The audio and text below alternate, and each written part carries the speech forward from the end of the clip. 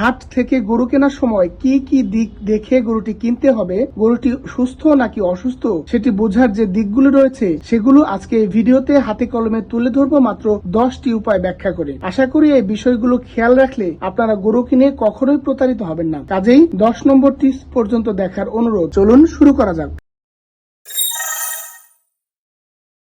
প্রথম যেই দিকটি দেখতে হবে সেটি হচ্ছে গিয়ে গরু ঝরা কিনা বা খোরা রোগ হয়েছে কিনা ফেন্ডি, সেটা দেখার জন্য আপনার প্রথমে খেয়াল করতে হবে গরুর পায়ে আপনার এই যে যেমন এইটা দেখতেছেন পায়ের খুরের ভিতরে ঘা হয়েছে, তার মানে এটা খোরা রোগ এফএমডিটা আক্রান্ত। তো এই গরুটার জন্য যদি তার খাবার আরো কয়েকটা গরু থাকে সেই গরু এফএমডি আক্রান্ত হয়। খুরের ভিতর দেন কি অবস্থা, তারপরে এই যে এইটাও একই অবস্থা, এটাও একই অবস্থা।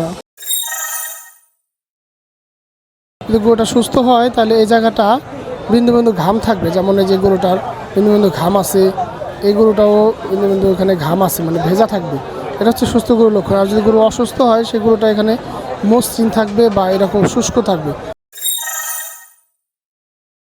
মানে পেছনের পা সামনের পা সোজা কিনা। যেমন এই যে গরুটা দেখেন একেবারে খোড়াটা একেবারে হেলাই গেছে। তো এই গরুগুলা ওয়েট বেশি হয়ে যাবো, তখন এগুলা আসলে কষ্ট হবে। এইরকম সোজা খুর দেখতে হবে যেগুলো একেবারে সোজা হয়ে দাঁড়ায় আছে।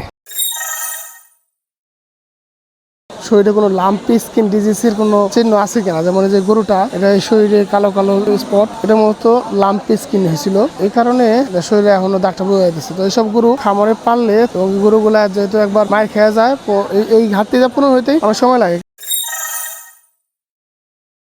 গরু সুস্থ আছে কিনা তা বোঝার আরেকটা অন্যতম লক্ষণ হলো গরুর গোবর দেখা। আসলে হাটে আসলে গরুর গোবরও খেয়াল রাখতে পারেন যে আসলে গরুর গোবরটা কেমন। যেমন এই গোবরটা অনেক শক্ত, এটা আসলে পেট খারাপ হইলে বা কোনো পেটে অসুখ থাকলে, কৃমি থাকলে গরুর গোবর গুলা একেবারে পাতলা থাকে, শরীরে লেগে থাকে।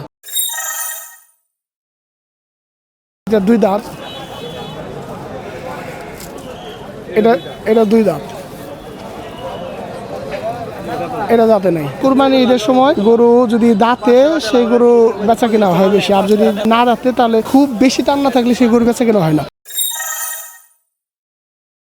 যে গরুগুলো একটু চঞ্চল কিন্তু এই গরুটা একটু ঝিমাচ্ছে, গরু কেনার সময় এগুলো আসলে ছোট ছোট জিনিসগুলো খেয়াল রাখতে হবে। যেমন যে গরুটা ঝিমাচ্ছে, চোখটাও মানে চোখে মাছি বসছে কিন্তু মাছিরাও তাড়াচ্ছে না, তার মানে এই গরুটা অসুস্থ হলেও হইতে পারে। নাক অসুখ না।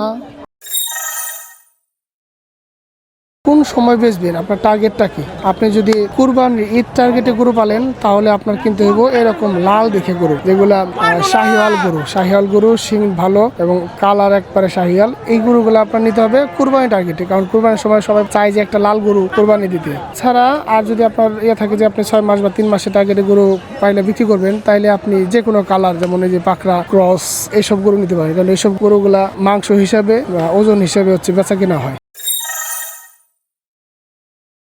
মাথাটা অনেক লম্বা, তো এই থুতনি যেগুলো লম্বা হয় সেই গরুগুলা খাবার খায় একটু কম।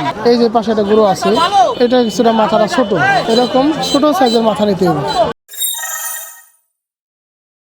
গরুর সামনে ঘাস ধরলে খায় কিনা, যদি অসুস্থ গরু হয় তাহলে ঠিক খাইতে চাবে না।